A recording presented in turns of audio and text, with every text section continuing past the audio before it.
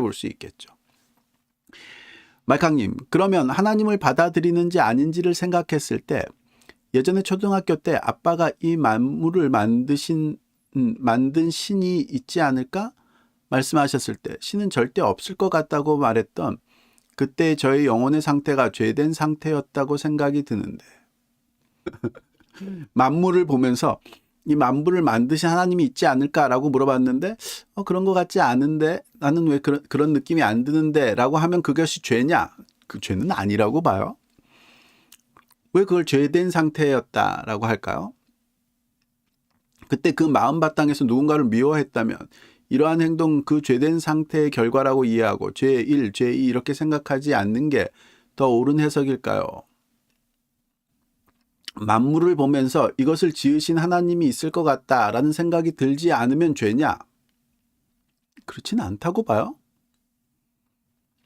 그런 생각이 들지 안 들지는 내 의지하고는 아무 상관이 없잖아요. 내 의지랑 상관없이 드는 생각이니까 어떤 사람들은 내 의지랑 상관없이 자연스럽게 이 모든 만물을 지은 존재가 있을 것 같다는 생각을 하는 분들이 계신다고 봐요. 근데 소수라고 봐요. 제가 보기에는요.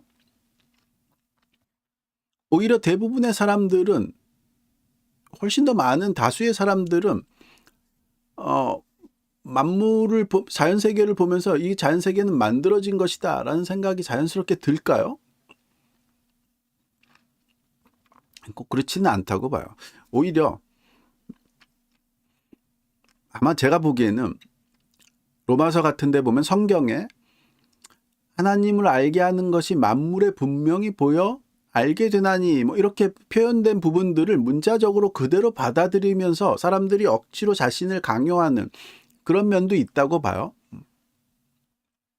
말캉님, 예시가 잘못되었군요.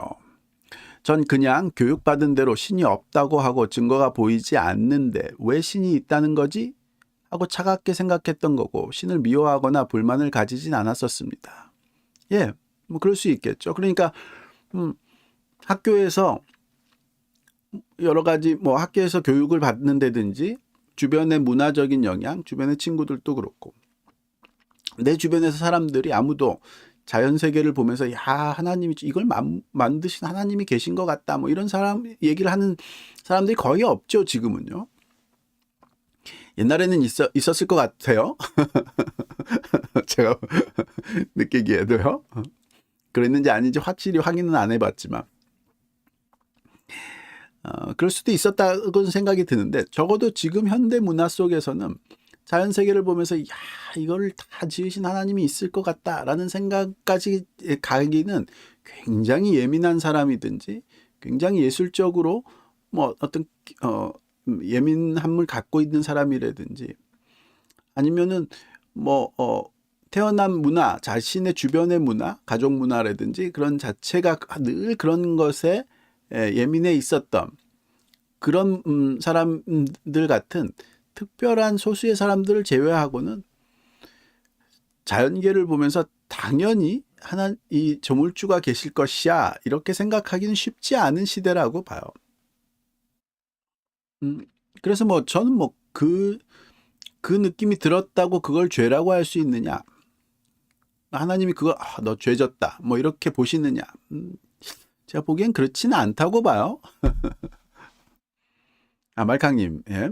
그러면 어쩌면 무신론자였던 저의 마음은 구원과 멀지 않았기에 자연스럽게 예수님에 관한 책을 접했을 때 자연스럽게 받아들일 수 있었던 걸까요? 그렇죠.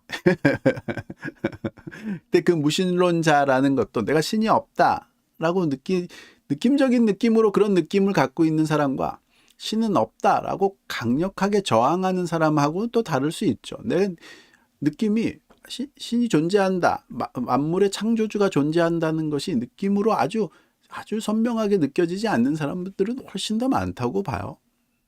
저도 그랬고요. 근데 그것이 구원과 멀어져 있는 상태냐? 그렇게 볼 수는 없다고 봐요. 그런데 정말 있는지 없는지 알고 싶은 사람은 그런 느낌으로는 전혀 하나님이 없는 것 같이 느껴졌다라고 할지라도 이성적으로 그래서 그렇다면은 이 만물이 존재하는 근원이 뭘까? 왜 이런 만물들은 존재하게 될까? 이런 것들을 생각해 볼 수 있겠죠. 그래서 진심으로 진리에 관심이 있었던 사람들은 제가 보기에는 무신론자가 되기보다는 유신론자가 될 가능성이 더 많다고 봐요. 저는요. 개인적으로. 정말로 사람이 진리에 관심이 있고 그 진리를 추구하다 보면 그 느낌을 벗어날 수 있는 그냥 자연세계가 저절로 있다기보다는 그 자연세계가 존재케 하는 원인이 있다라고 생각하는 것이 훨씬 더 논리적이다라고 판단할 가능성은 더 높다고 봐요. 그래서 느낌이 아니라 이성을 추구하는 그런 사람일수록 하나님을 믿을 가능성이 높다고 봐요. 저는요. 그런 면에서 말캉님이 어렸을 적에 느낌적으로는 하나님을 잘 몰랐지만 마음에 이성적인 준비가 돼 있는 하나님을 믿을 준비가 잘 돼 있었던 사람이다. 이렇게 볼 수 있겠죠. 다시 생각해 보니 제가 무신론자였을 때 아예 악인이었고 그 이후에 예수님 믿고 선인으로 변했나 생각해 보면 지금보다 예전에 제가 더 책임감이 있고 순수했던 점이 있었던 거라 생각이 들기도 해서 그렇죠. 그러니까 예수를 믿었지 않았으면 무신론자들은 다 악인이고 예수를 믿는다, 신이 존재한다라는 느낌이 강하지 않으면 다 악인이냐. 그렇진 않다. 오히려 더 큰 악은 신이 존재한다, 하나님이 선이신 하나님이 존재한다라는 느낌이 굉장히 강한데도 그 하나님의 뜻을 따르지 못하는, 그걸 믿으면서도 그 하나님의 뜻을 저버리는 상태가 훨씬 더 나쁜 상태, 더 악한 모습일 수 있겠죠. 그러니까 예수님을 믿고 드라마틱하게 실제로 변화하는 것이 아니라 선을 사랑하는 마음이 정말 선의 근원임을 알게 되어 기뻐하고 완전한 진리로 더 정확하게 알아가게 되는 게 아닐까 생각이 드는데 어떻게 생각하게 하실지 궁금합니다. 그렇죠. 예, 이게 훨씬 더 중요한 개념인 거죠. 많은 사람들이 특별히 이 부분은 이제 그리스도인들이 갖고 있는 오류라고 봐요. 무신론자들은 악하고 유신론자들, 하나님을 믿는 사람들은 선하다. 이렇게 생각하면 종교적 위선자들을 막 엄청나게 생산해내게 되죠. 중요한 건 지금 조금 아까도 말씀드렸듯이 유신론자이면서 그 신의 뜻을 또 쫓을 생각이 없는 상태가 훨씬 더 악한 상태인 거죠. 무신론자인 것보다도요. 그게 이제 위선인 거죠. 종교적 위선. 하나님이 오셨을 때도 죄인들에게는 친구가 되어 주셨지만 위선자들은 강력하게 질타를 하시는 그런 모습을 보게 되죠. 말캉님, 물론 예수님을 알므로 정말 선을 알게 되고 배운다는 점에서는 드라마틱하게 변화를 하겠지만요. 그렇죠. 예. 선을 보는 눈이 열리기 시작하는 거죠. 선을 만남으로, 예수님을 알므로, 선을 알게 되므로 선을 보는 눈이 점점 열리게 되는. 누군가 맞는 말을 하면 받아들일 거고 대단한 사람이어도 이상한 말을 하면 거부할 거다. 이런 생각으로 어렸을 때부터 지냈던 것 같습니다.